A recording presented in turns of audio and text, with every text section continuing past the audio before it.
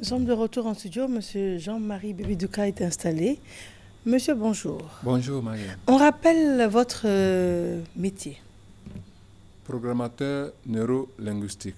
Programmateur neurolinguistique. Il en existe beaucoup en Côte d'Ivoire? Non. Nous sommes rares, en fait. Parce que c'est une fonction très, disons, qui demande de l'excellence, une disponibilité et beaucoup d'innovation. D'accord. Voilà. C'est un métier nouveau? Tout à fait. Nouveau, connu en Afrique. Et dont nous faisons la promotion depuis un certain temps. D'accord. Voilà. Alors, il y a quelque chose de particulier quand je pense à vous, c'est que on a l'impression que vous êtes capable d'agir sur le cerveau des gens. Effectivement, nous améliorons le fonctionnement du cerveau. Voilà, depuis l'âge tout petit, 2 à 2 semaines déjà, jusqu'à 150 ans, etc. Voilà, donc, en fait, on utilise mal notre cerveau. On n'utilise même pas parce qu'il est passif. C'est-à-dire qu'on subit les propositions que nous fait notre cerveau. Si les propositions sont mauvaises, c'est-à-dire si on a de mauvaises performances, on ne sait pas comment remédier à la situation. Voilà. Alors que le cerveau, c'est comme un ordinateur qui peut être amélioré. Le fonctionnement peut être amélioré à tout moment, quand on le veut. On se lève le matin, on est triste, on subit.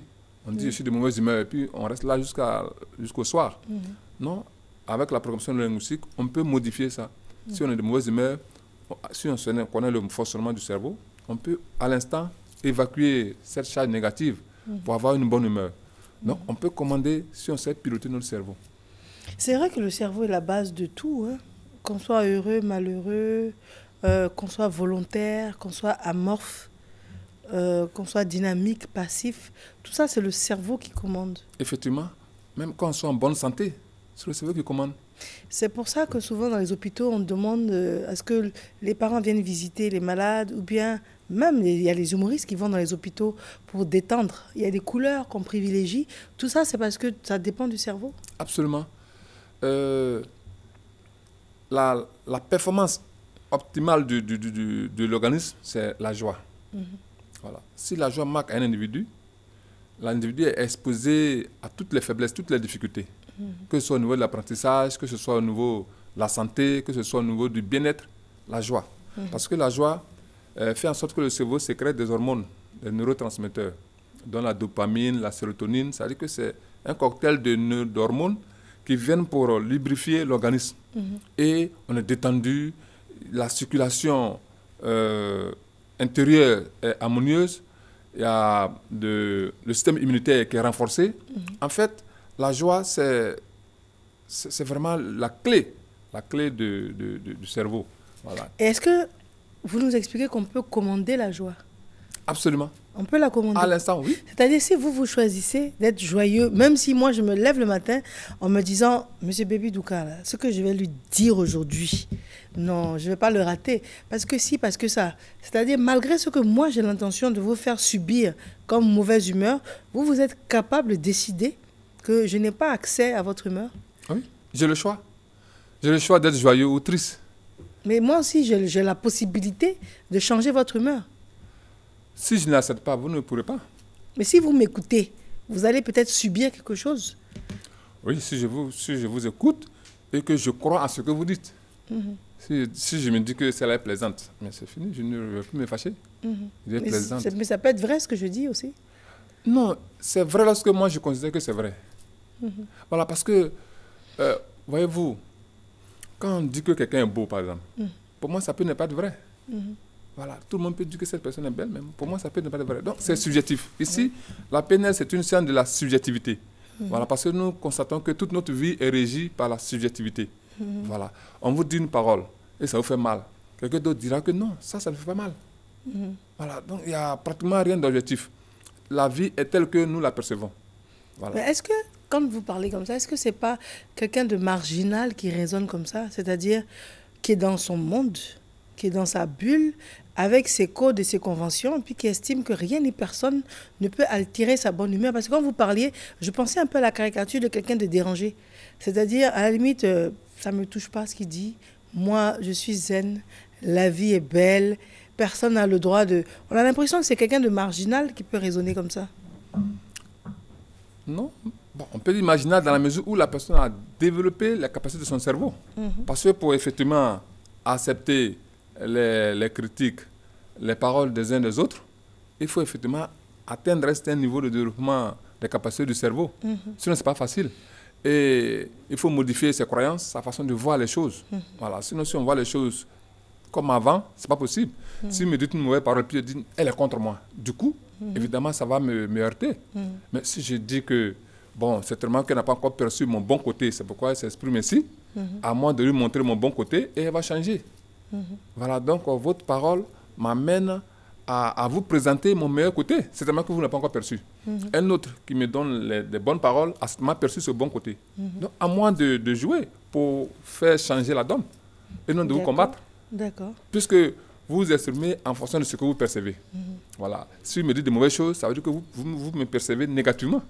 Donc, à moi de changer la donne, ça veut dire de faire en sorte que vous me percevez positivement. Mais ça peut être une mauvaise nouvelle. Par exemple, quelqu'un qui vient vous dire que l'emploi a été perdu, par exemple, ou qu'il y a un drame dans la famille. Ça, ce sont des paroles qui ne sont pas positives, mais ce sont des paroles qui peuvent quand même modifier certaines choses. Et puis, est-ce que vous avez le pouvoir d'interagir là-dessus quand on annonce une mauvaise nouvelle fondée?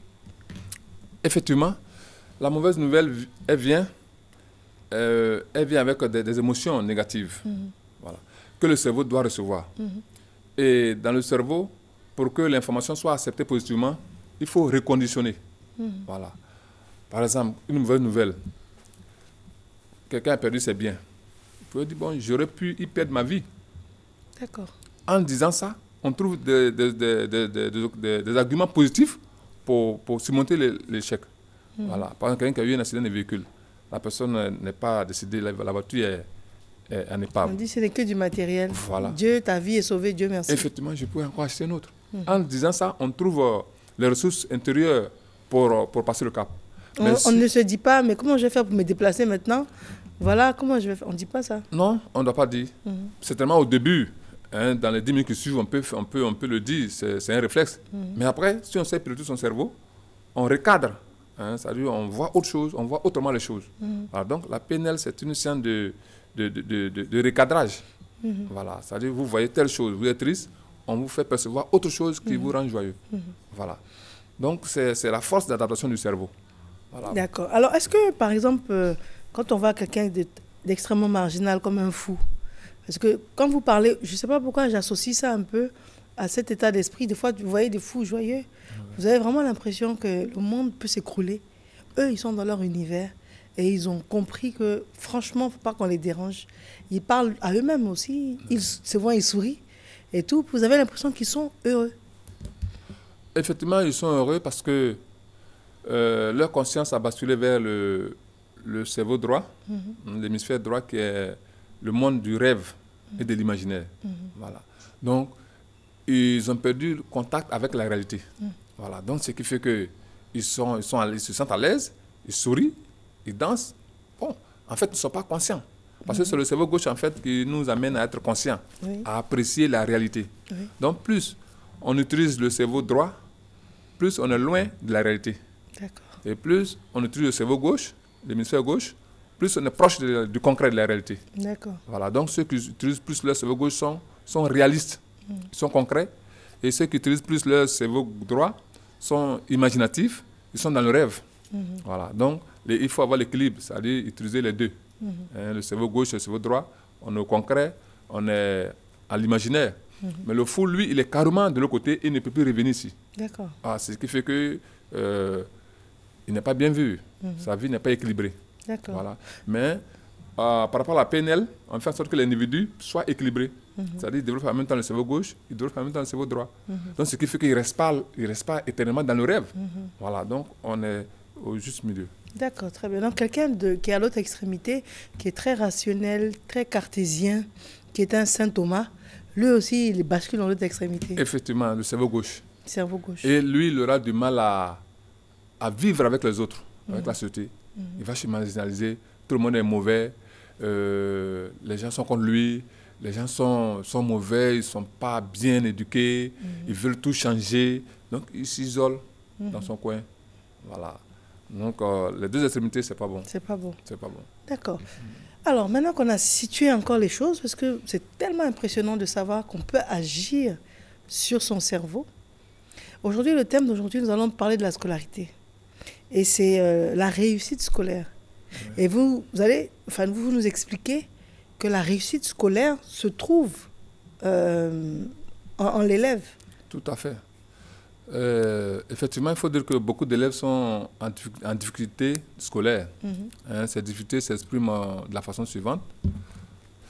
Il y a l'insuffisance de rendement, c'est-à-dire beaucoup d'élèves n'ont pas la moyenne, beaucoup d'élèves redoublent ou échouent à leurs examens. Il y a aussi le fait que les élèves ont un travail moyen, c'est-à-dire autour de 10 de moyenne, 11 de moyenne. Il y a aussi le fait que les élèves, il y en a qui travaillent beaucoup, ils font beaucoup d'efforts pour avoir 11 de moyenne, 12. Il y a des élèves, par exemple, qui sont obligés de veiller jusqu'à 1h du matin pour avoir 11 de moyenne, 12 de moyenne. Ça veut dire qu'ils travaillent trop. Il y a aussi des élèves qui ont de mauvais comportements en classe. Ils troublent la classe, ils sont turbulents. Vous voyez. Donc, tout cela, il y en a aussi qui sont trop calmes, ils ne participent pas. Ils sont timides en classe, ils ne participent pas, ils ne lèvent jamais la main. Donc, tout cela, ce sont des difficultés scolaires. Voilà.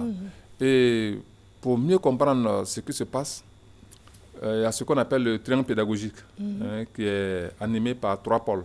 Il y a le pôle enseignant, pôle élève, et puis il y a le savoir. C'est-à-dire pour qu'il y ait une situation de réussite scolaire, on doit agir sur les trois niveaux. Pôle enseignant, pôle élève, pôle apprenant, et puis au niveau des savoirs. Et les parents, la famille, la cellule familiale ne joue pas un rôle capital? La cellule familiale vient aider.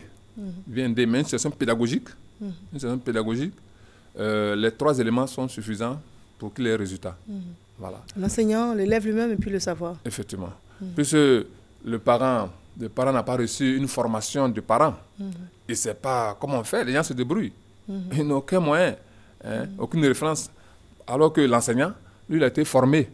Il sait comment fonctionne le cerveau plus ou moins, il sait comment on transmet une connaissance à un enfant. Le parent, lui, non. Les parents se débrouillent comme ils peuvent. Sinon, en fait, leurs méthodes ne sont pas souvent scientifiques. Voilà, ils n'ont aucun repère, aucune référence. Voilà, donc ces 3 éléments. Et l'élément clé parmi ces 3, c'est le pôle élève. Voilà, parce que l'élève, s'il apprend bien, s'il apprend efficacement, ça suffit pour qu'il soit admis. Voilà, ça suffit pour qu'il soit admis. Nous avons des autodidactes, des gens qui apprennent seuls. Voilà, ça veut dire qu'on peut apprendre seul. Donc, l'élément clé ici, c'est le pôle élève. Et si nous voyons qu'il y a beaucoup d'élèves qui sont en difficulté d'apprentissage, c'est parce que ces élèves-là ne maîtrisent pas les éléments de l'apprentissage, qui sont le pouvoir apprendre, le vouloir apprendre et puis le savoir apprendre.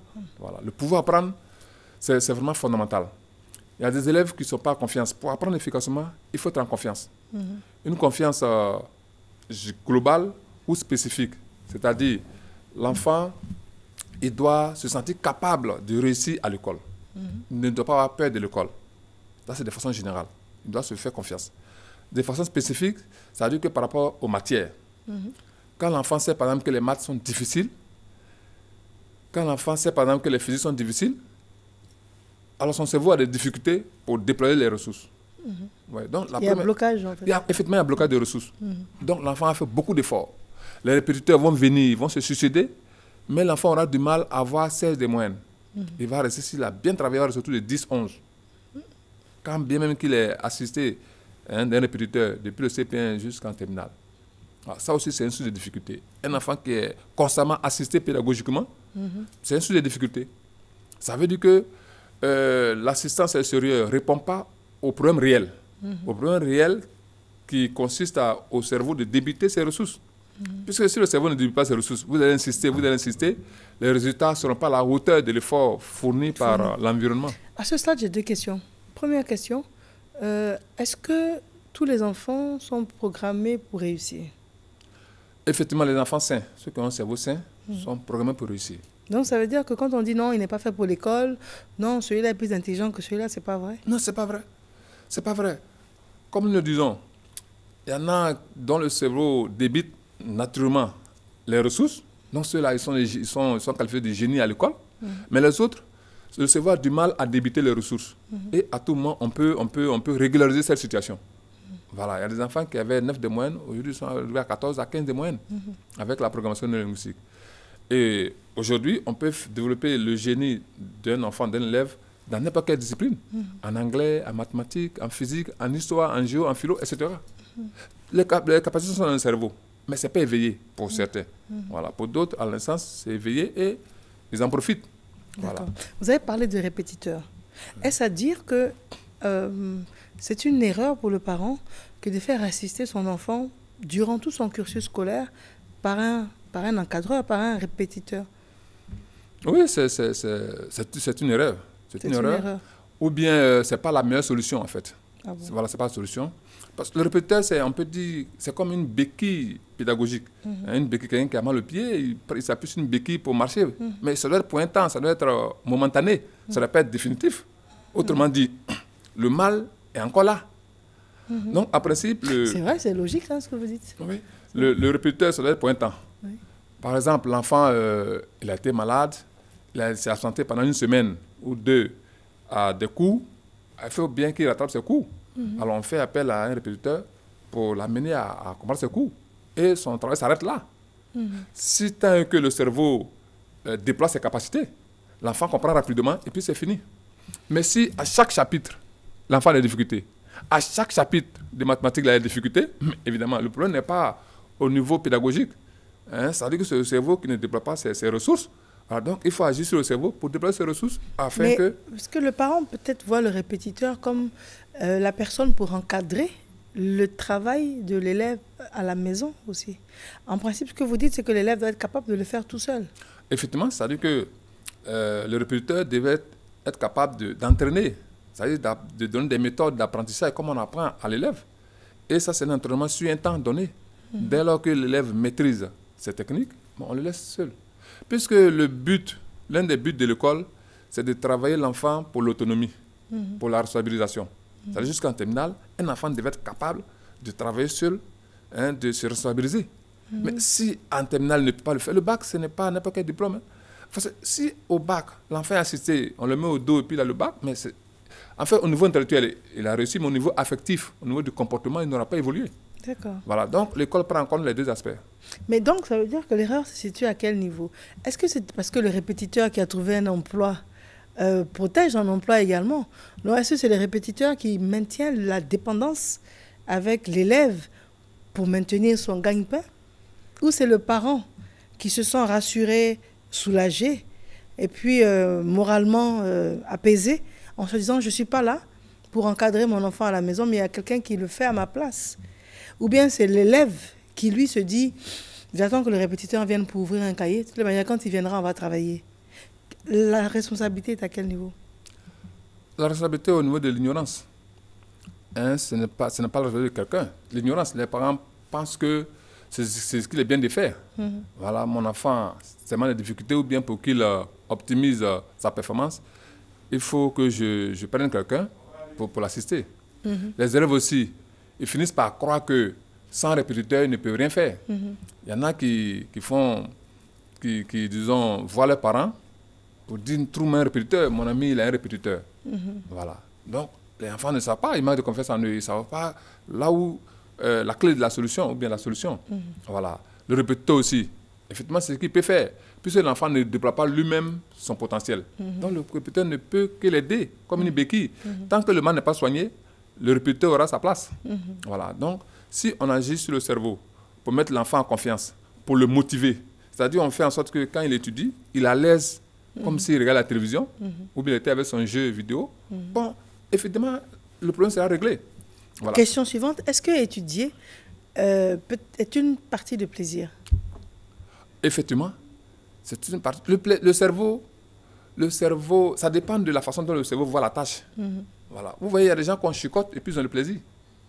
Oui. On les appelle les masos. Voilà. On les chicote et ils ont le plaisir. Ça veut dire que le cerveau est malléable à souhait. Donc, rien n'est en soi négatif. Ça dépend de la façon dont nous percevons la situation.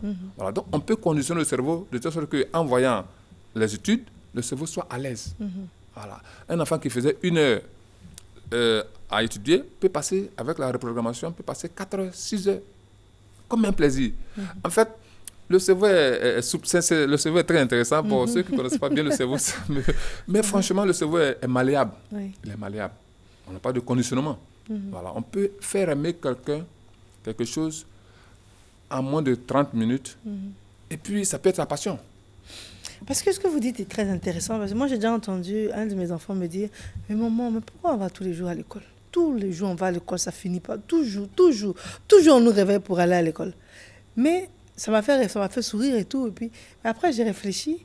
Et puis, je lui ai dit, mais attends, est-ce que tu disais qu'après l'école, là, il y a l'université. Après ça, il y a le travail. Toute ta vie, tu vas te réveiller comme ça pour faire quelque chose. Puis après, tu auras des enfants comme moi, j'en ai eu. Donc, je cherchais à lui expliquer ça, puis me regarder comme ça. Mais finalement, est-ce que ce n'est pas la dureté de la vie que de contraindre le cerveau tous les jours que Dieu fait jusqu'à ce qu'on aille au cimetière à cette contrainte, à des obligations? Parce que dès l'instant où on n'est plus bébé, c'est fini, on rentre dans un moule de la civilisation, de l'éducation. On commence par l'école, on va à l'université, on cherche du travail. Après, c'est l'épouse ou l'époux. Après, ce sont les enfants. Et puis, ce sont les charges qui viennent avec. Et puis, les vicissitudes de la vie qu'on gère tous les jours. C'est-à-dire, tous les jours que Dieu fait, le cerveau est obligé d'intégrer certaines choses jusqu'à ce qu'on meure. Bon, d'abord, la vie n'est pas difficile. Ça, faut le reconnaître. La vie n'est pas difficile. C'est pas difficile. Pas du tout. Le schéma que je viens de donner là, c'est pas difficile. Non. La vie, c'est la vie de quelqu'un qui est difficile. Sinon, la vie n'est pas difficile. Voilà. Vous voyez, votre vie, c'est différent de la vie. Oui. Voilà. Les gens voient leur vie difficile, ils disent que la vie est difficile. Ils généralisent. Voilà, non, c'est pas bien. Voilà, ma vie peut être difficile, mais pas la vie. Voilà. Et la vie de quelqu'un est difficile quand le cerveau ne déploie pas son potentiel. Ça veut dire que la sollicitation extérieure dépasse l'énergie déployée par votre cerveau. Donc, il ne nous appartient qu'à développer, à optimiser l'énergie du cerveau. Dès lors que le cerveau est au-dessus des défis, mais ce serait facile. Voyez-vous, quand on avait 2 ans pour soulever un petit bidon de 5 litres, c'était difficile. Mais aujourd'hui, ça devient facile. Donc, ça veut dire que rien n'est difficile en soi. Ça dépend de l'énergie déployée par le cerveau. Voilà. Donc, on ne dira pas que le bidon est lourd.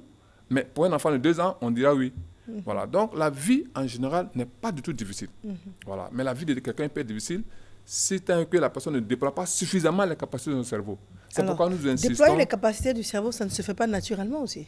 Oui. C'est-à-dire, avant que votre corps de métier n'existe, on vivait au jour le jour avec ce que la vie nous offre au quotidien.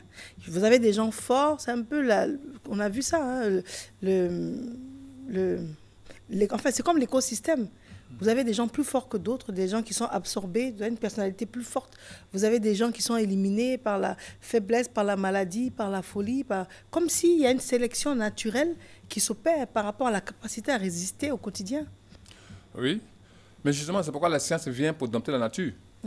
Parce qu'il y a des gens qui étaient minces, mais avec la culture physique, ils ont pu avoir une musculature appréciable. Alors, ça veut dire que rien n'est définitif en soi. On peut, par la connaissance, par la science, améliorer le naturel. Voilà. Donc, c'est ce que fait la programmation neurolinguistique. Et aujourd'hui, quand la PNL est arrivée en France, mais les écoles, il y avait une école d'excellence, mais elles ont fermé, puisque chaque élève pouvait être excellent à partir de la programmation neurolinguistique. Donc, il n'y avait plus des écoles d'excellence, ceci, cela. Parce qu'à tout moment, qu'on soit dans un village ou qu'on soit à la capitale, on peut être excellent. Voilà, donc il n'y a plus de privilégiés. La nature est en fait domptée. Parce que quand on sait comment les choses fonctionnent, quand on sait comment le cerveau fonctionne, comment les choses fonctionnent, on peut agir dessus pour influencer positivement les choses. Donc ça veut dire que tous les élèves sont programmés pour réussir. Ça veut dire également qu'aujourd'hui, quand on vous écoute, un élève, quel qu'il soit, quel que soit son niveau et ses objectifs, il est programmé pour réussir s'il arrive à décupler les capacités de son cerveau. Absolument. Et aujourd'hui, avec la science qu'on appelle la programmation neurolinguistique, c'est fort possible. Effectivement, quand l'enfant déploie le pouvoir apprendre, automatiquement la volonté vient, automatiquement il sait apprendre. Et il a du plaisir. Et ce que les enfants me disent, que quand il ne faut rien, il s'ennuie. Voilà, ça dit que les enfants qu'on qualifie de paresseux. Avant, c'est quand ils travaillent qu'ils s'ennuient, en fait, qu'ils sont gênés. Mais quand on reprogramme le cerveau, quand l'enfant ne fait rien, il s'ennuie. s'ennuie. Donc, il est obligé de lire ou de faire quelque chose. Voilà, souvent on dit les enfants ne lisent pas, il ne faut pas cela. On peut déployer l'amour de la lecture rapidement. Très bien, ben, en tout cas à ce stade, on a beaucoup appris et on réalise que la réussite est en nous. C'est valable pour les adultes aussi, hein. C'est valable pour tout le monde. Hein. Tout à fait. On vous joint comment? Alors nous sommes au 01 41 13 75. 01 41 13 75. Très bien. Monsieur Jean-Marie Baby Douka, je vous remercie. Merci à vous aussi. Alors, à ce stade, nous allons faire une courte pause. C'est l'heure d'une page de publicité. Et nous avons des invités qui nous viennent de la direction commerciale et marketing. Avec grand plaisir, nous les recevons. À tout de suite.